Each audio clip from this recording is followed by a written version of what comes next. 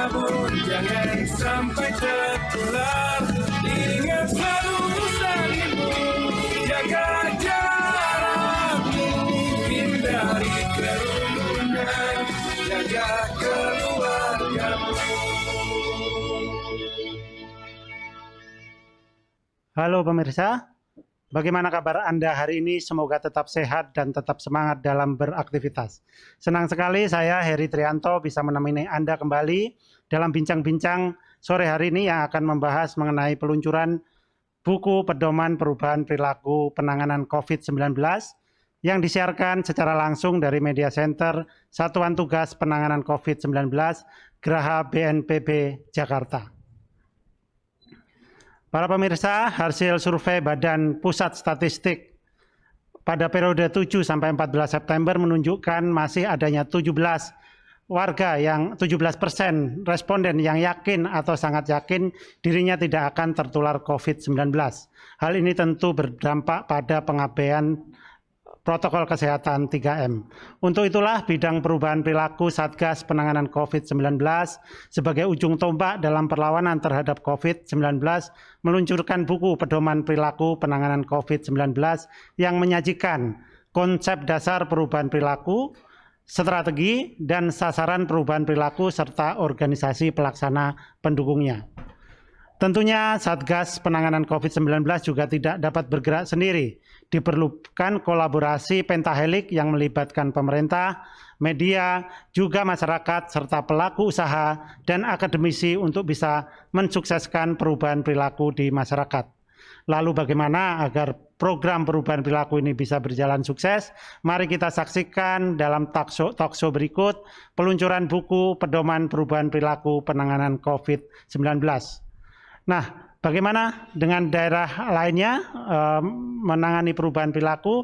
Di studio sekarang telah hadir bersama kita Ibu Wali Kota Tangerang Selatan dan juga Dr. Sony Harmadi, Ketua Bidang Perubahan Perilaku Satuan Tugas Penanganan COVID-19. Selamat sore Bu Airin.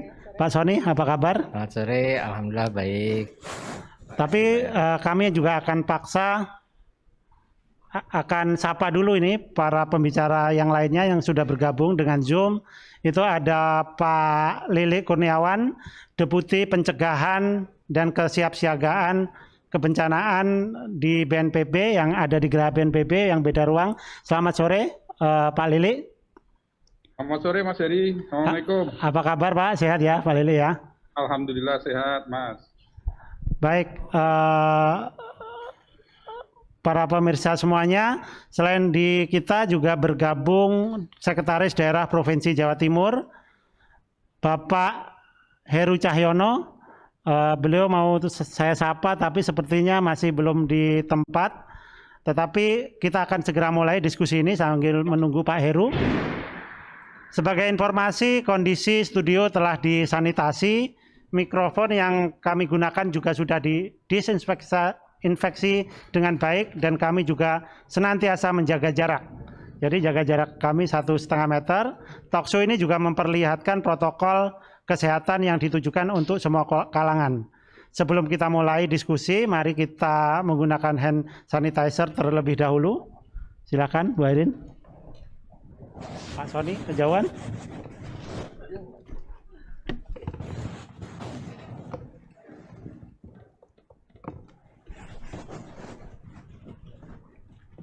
Baik, untuk sesi pertama saya coba ngobrol dulu dengan Pak Sony. Buku pedoman perubahan perilaku ini saya tahu sudah disusun cukup lama. Mungkin Pak Sony bisa menceritakan dengan singkat apa dan bagaimana dan apa manfaat buku pedoman ini bagi masyarakat Indonesia. Ya, jadi terima kasih Pak Heri. Jadi intinya waktu pertama kali saya diminta bergabung ke Satgas, kami menyusun strateginya. Lalu kemudian ternyata ketika pembahasan dengan tim pakar, ya para pakar, persepsi kita tentang perubahan perilaku itu macam-macam, ya. Jadi di tim pakar sendiri punya persepsi sendiri-sendiri. Bayangkan di masyarakat.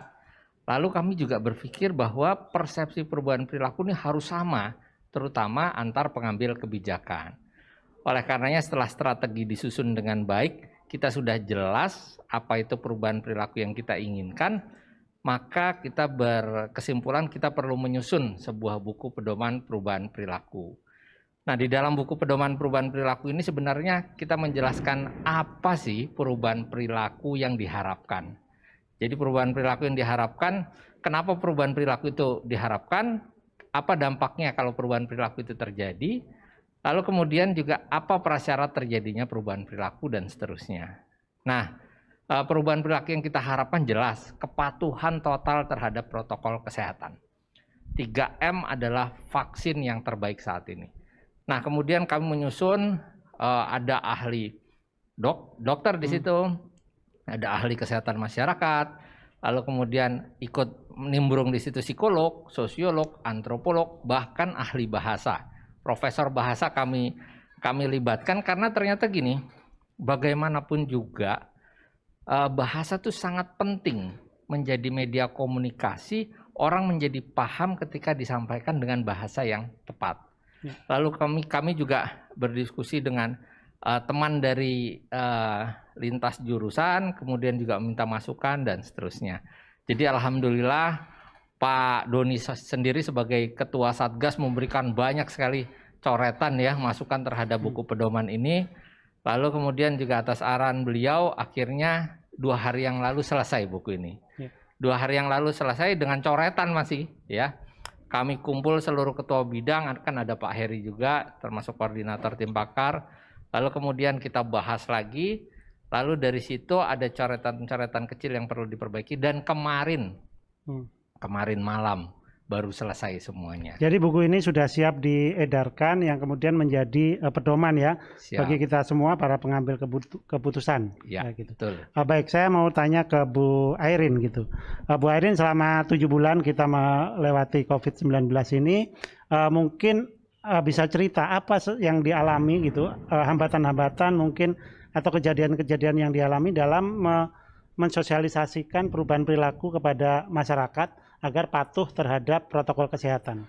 Ya, pada intinya bahwa bagaimana saya sangat berharap dan belajar dari pengalaman 7 bulan lebih saya menghadapi pandemi COVID-19 ini, ada keseimbangan antara hulu dan hilir. Di hulu dalam arti kedisiplinan dari masyarakat dan meyakini bahwa seharusnya protokol kesehatan, menggunakan masker, jaga jarak, cuci tangan, pola hidup bersih dan sehat itu menjadi sebuah kebutuhan dan kebiasaan. Tidak lagi menjadi sebuah keharusan dan kewajiban karena undang-undang menyuruh, aturan menyuruh, atau misalnya karena ada Satpol PP, ada polisi, ada tentara yang melakukan razia baru pada pakai masker atau misalnya jaga jarak dan yang lainnya. Tapi kalau itu dirasa sudah menjadi sebuah kebutuhan dan kebiasaan, ada tidak ada maka kita akan otomatis melakukan hal tersebut. Jadi saya yakin betul apa yang Pak Sony sampaikan, Pak, perubahan pola perilaku adalah vaksin yang terbaik. Vaksin yang terbaik bagaimana kita mendorong masyarakat bahwa pola perilaku protokol kesehatan adalah sebuah kebutuhan dan kebiasaan. Jadi kalau kita tahu kita butuh minum, mau haus kita harus minum, maka biar kita nggak kena COVID, maka protokol kesehatan wajib dijalankan, disiplin kesehatan. Nah, agar protokol kesehatan ini tersosialisasi dengan efektif, sejauh mana kemudian diperlukan pedoman semacam buku yang kemudian dengan satu pesan tunggal sehingga bisa dilaksanakan dengan benar yang pada ujungnya adalah efektif dan efisien dalam mendorong masyarakat untuk berubah. 7 bulan saya ketemu dengan masyarakat langsung, saya melihat contoh di Tangerang Selatan, sebetulnya Pak Sony izin, masyarakat sudah tahu kok Pak, untuk 3M ini seperti apa, pola perilaku hidup bersih dan sehat seperti apa, atau misalnya menuju tatanan hidup baru itu seperti apa, cuman tinggal sekarang ini bagaimana apa yang kita tahu kita jalankan menjadi kebutuhan dan kebiasaan. Ini PR yang paling berat sebetulnya di lapangan, agar masyarakat bisa menjadi kebutuhan dan kebiasaan terhadap protokol kesehatan. Mudah-mudahan dengan buku yang disampaikan oleh Pak Sony yang disusun, ini pun mempermudah masyarakat karena misalnya ada yang masih debatable, nggak usah Bu, nggak usah pakai masker, yang pakai masker nanti aja yang sakit, yang positif. Padahal di satu sisi penggunaan masker itu kan untuk menjaga diri kita terhadap orang jika kita ketemu ternyata yang OTG, karena sekarang ini kan banyak yang OTG. Ternyata OTG itu nggak pakai masker, kalau kita pakai masker minimal kan kita tidak akan terkena. Atau misalnya kita menyadari walaupun kita belum dites swab atau belum di rapid, tapi bahwa kita sadar bahwa kita OTG, kita sadar bahwa orang-orang yang yang akan kita sayangi bisa jadi terkena dari diri kita yang akhirnya kasihan orang-orang yang kita sayangi. Maka oleh karena itu pakailah masker. Nah itu kan udah jadi pola perilaku kebutuhan dan kebiasaan. Ini yang PR yang terpenting sekarang ini adalah kepada masyarakat meyakinkan dan mendorong masyarakat bahwa protokol kesehatan adalah sebuah kebutuhan dan kebiasaan. Ya, jadi tahu kemudian juga mau melakukannya, kira-kira seperti itu. Baik, para pemirsa sekalian, saya akan coba hubungi Bapak Dr. Joni Wahyu Hadi, Ketua Penanganan COVID-19 Provinsi Jawa Timur. Pak Joni, selamat sore Pak. Dengar suara saya kan? Oh, dengar. Iya, baik Pak. Bapak mungkin mulai bisa menceritakan bagaimana Jawa Timur ini adalah salah satu provinsi yang belakangan banyak dibicarakan karena sukses menekan penularan. Nah, Bapak mungkin bisa cerita apa yang terjadi di Jawa Timur dan perubahan-perubahan perilaku apa yang sudah terjadi juga di sana. Silakan Pak Joni. Iya, terima kasih. Jadi, Assalamualaikum warahmatullahi wabarakatuh. Mohon maaf ini Bapak Sekda masih dipanggil Ibu Gubernur, sehingga saya mewakili di sini. Kita lagi berkumpul Ibu Kepala Dinas, kemudian Bapak Ketua Tracing Pak Dr. Kohar, kemudian Pak Direktur Rumah Sakit Haji dan Rumah Sakit Menur Dr. Ilham, Pak Budi dari Satpol PP, kemudian kawan-kawan yang lain Pak Slamet, Pak Budi, kemudian ada kawan-kawan yang lain juga di sini. Saya sedikit mau cerita tentang Jawa Timur, mewakili Ibu Gubernur. Jadi pada bulan Maret itu, sejak Bapak Presiden mengumumkan ada 2 pasien, Ibu Gubernur langsung membentuk tim waktu itu. Langsung, padahal di Jawa Timur belum ada kasus. Jadi membentuk timnya itu terdiri dari 4 gugus, subgugus, yaitu tim tracing dipimpin oleh Dr. Kohar, kemudian tim kuratif saya, kemudian tim promotif Bapak Suban waktu itu Kepala BNP, ya, BPBD maaf, kemudian tim Social Safety Network langsung oleh Bapak Wakil Gubernur. Jadi 4 tim ini terus bekerja. Waktu itu ketua timnya adalah Bapak Sekda.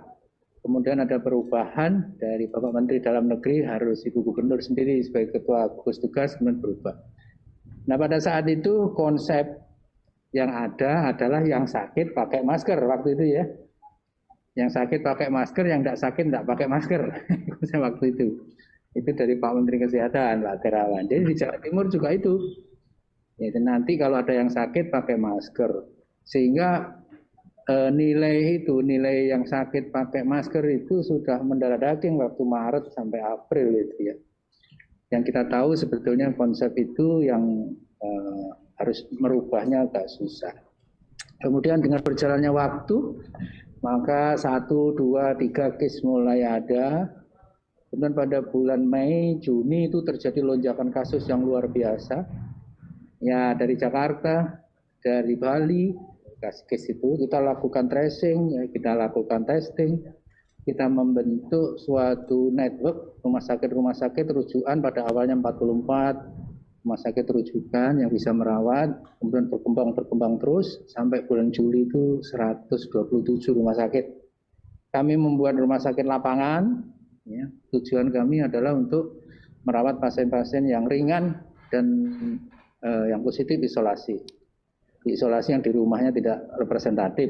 Kemudian dengan berkembangnya waktu kita mengembangkan rumah sakit rujukan dibantu oleh Kementerian Kesehatan, donatur dan lain-lain untuk pengadaan alkes, kemudian juga untuk pengadaan screening. Yang tidak kalah pentingnya adalah upaya preventif, promotif, itu dilakukan oleh Pak Budi, ada beliau di sana, oleh kawan-kawan dari kepolisian, dari TNI, dari Armada Timur, jadi Bapak Kapolda, Bapak Pangdam, hampir tiap hari kumpul di Gerahadi kalau malam, kemudian baik, siang Pak Joni, mungkin Pak Joni lebih cerita apa perubahan-perubahan yang terjadi dalam periode tadi terjadi di Jawa Timur sehingga pada seminggu terakhir ini penularannya cukup bisa ditekan. Ya, saya berikan waktu 2 menit karena waktu kita terbatas. Habis ini.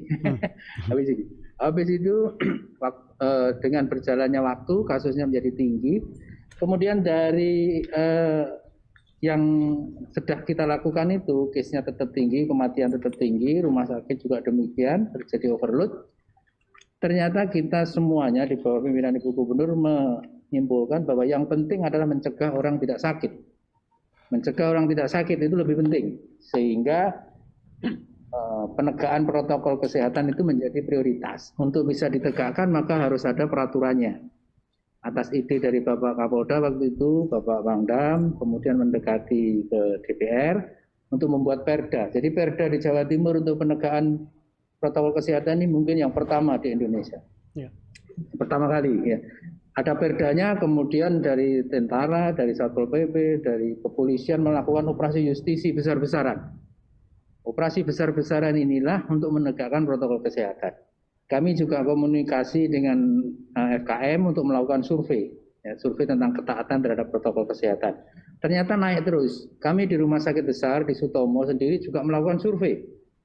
Tadi Bu Arin sudah sampaikan, survei kami sampai hari ini 4 bulan di Sutomo terus-menerus terhadap pasien, keluarga pasien, dan orang sekitarnya menunjukkan pengetahuan mereka tentang COVID cukup baik. Kemudian perilaku mereka baik. Tetapi ternyata dalam implementasinya tidak selalu baik. Jadi ini menarik ini. Perubahan perilaku terhadap ketaatan terhadap protokol kesehatan ini ternyata tidak hanya cukup tahu, mengerti, tidak. Ya. Maka penegakan protokol kesehatan yang dilakukan secara masif di Jawa Timur setiap hari, pagi, siang, sore, malam, ini yang menyebabkan semuanya menurun. Baik Pak Joni. Saya coba nanti kita eksplor dengan tanya jawab. Saya coba ke Pak Lili yang di sini, Pak Deputi Pencegahan dari BNPB. Selamat sore Pak Lili. Pak Lili mungkin bisa jelaskan apa kira-kira relevansi dari adanya buku pedoman ini terhadap upaya pencegahan bencana, dan apalagi dalam situasi perubahan cuaca yang sekarang di mana bencana alam ini akan kemungkinan terjadi, dan bagaimana caranya agar dengan pedoman perilaku yang cukup kuat, dengan tegas misalnya, dengan spesifik, itu tidak terjadi penularan di daerah bencana alam.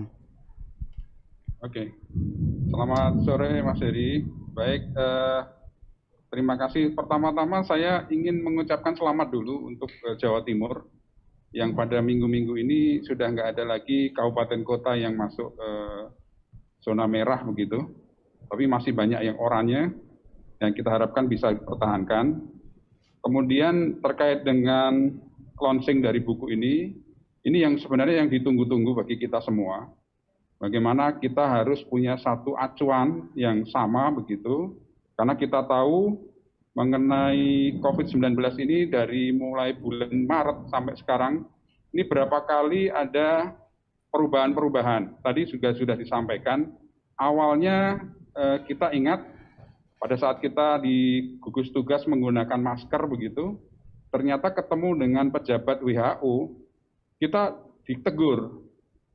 Pak Kepala, Pak Ketua gugus tugas ditegur, tidak boleh pakai masker, katanya masker itu untuk yang sakit begitu. Tapi sekarang sudah berubah. Nah ini perubahan-perubahan seperti itu, ini terjadi. Kemudian juga kita masih melihat masing-masing organisasi, lembaga, itu membuat buku acuan sendiri-sendiri. Jadi masing-masing agak berbeda satu dengan yang lain pemahamannya. Pada saat sosialisasi di masyarakat dibuat bingung untuk ini. Maka ini yang kita tunggu-tunggu sebenarnya, buku ini bisa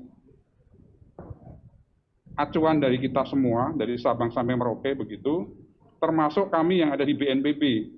Kita sekarang sudah masuk di musim penghujan di beberapa tempat, bahkan BMKG mengatakan sudah masuk di fenomena La Nina, di mana curah hujan 40% lebih banyak dibanding yang biasa. Dan di beberapa daerah sudah mulai terjadi bencana, sehingga BNPB mengirimkan surat ke semua kepala daerah untuk kemudian melakukan kesiapsiagaan. Di antaranya adalah mempersiapkan tempat-tempat evakuasi yang berbasis pada protokol kesehatan. Sehingga dengan adanya buku ini, maka harapannya akan kita sampaikan ke semua daerah agar tempat evakuasi yang mereka siapkan sudah mengikuti protokol kesehatan dan juga harapannya adalah perubahan perilaku terjadi pada saat mereka berkumpul di tempat-tempat evakuasi untuk bencana. Saya kira itu Mas Heri. Ya, jadi Pak Sony, saya sebelum ke Bu Airin, di sini juga di pedoman ini juga akan diatur protokol-protokol kesehatan di berbagai komunitas juga ya?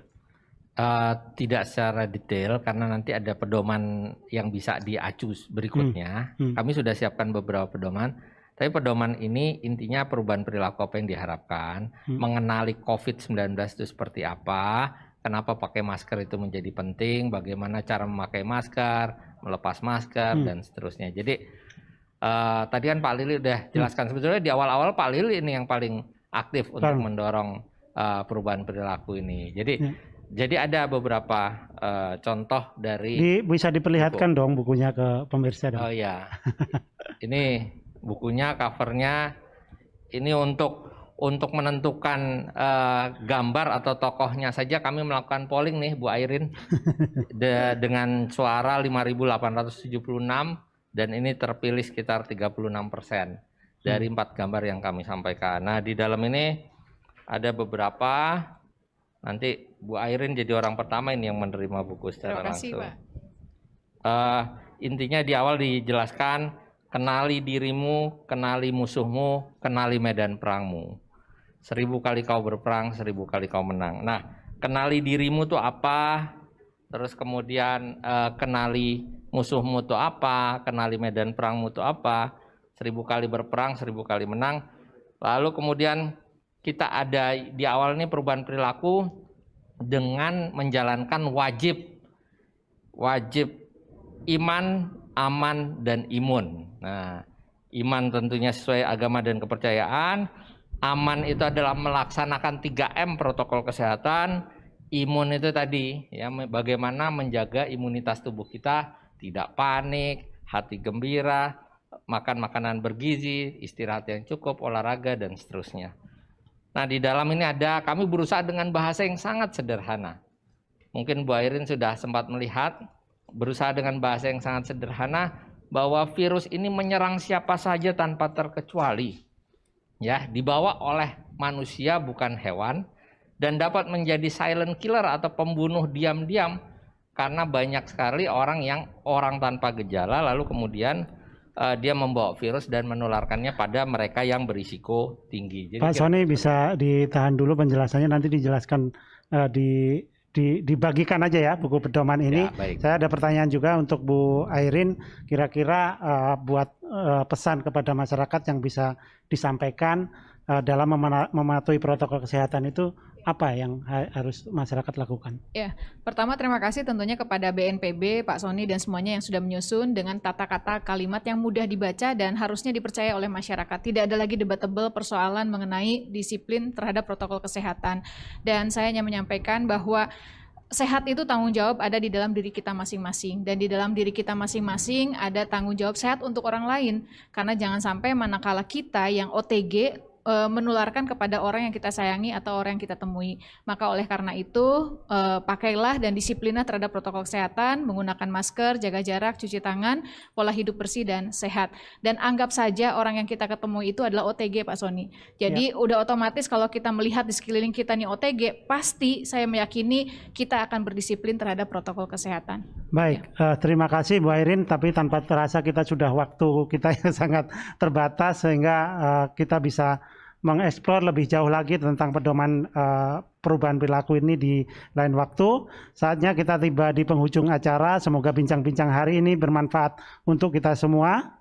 Jangan lupa pesan 3M, memakai masker, menjaga jarak, menghindari kerumunan, mencuci tangan pakai sabun dengan air yang mengalir. Berikutnya akan kita secara simbolis saya persilahkan Pak Sony untuk menyerahkan buku pedoman perubahan perilaku ini kepada Bu Airin. Kami sebenarnya juga menyiapkan juga untuk Bu Khofifah, nanti kita kirim secara virtual. Terima kasih. Baik, pemirsa semuanya, saya kira acara ini harus saya akhiri. Saya ingin ingatkan pesan Ketua Satgas Penanganan COVID-19 Bapak Doni Monardo, apa yang kita lakukan agar disiplin dan patuh memakai masker, menjaga jarak dan menghindari kerumunan, serta mencuci tangan belum sebanding dengan beratnya perjuangan dokter dan tenaga kesehatan yang merawat pasien di rumah sakit. Pesan kedua dari Pak Doni, mereka yang mengabaikan protokol kesehatan sehingga menimbulkan korban jiwa bukan hanya dimintai pertanggungjawaban di dunia, tetapi juga di akhirat. Saya akhiri talkshow kita kali ini. Saya Heri Trianto bersama tim yang bertugas dan para pembicara pamit undur diri. Selamat siang dan sampai jumpa. Salam sehat dan salam tangguh. Terima kasih.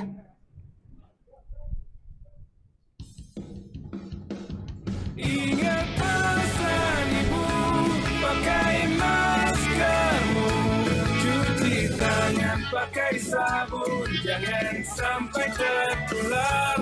Ingat selalu pesan ibu, jaga jarakmu, hindari kerumunan, jaga keluargamu.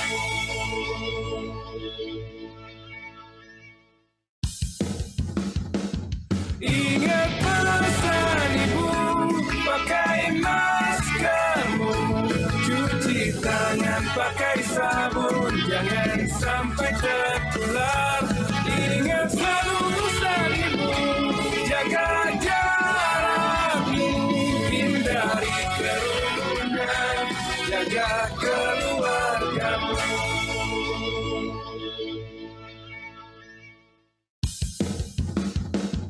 Ingat pesan ibu, pakai maskermu, cuci tangan pakai sabun, jangan sampai tertular.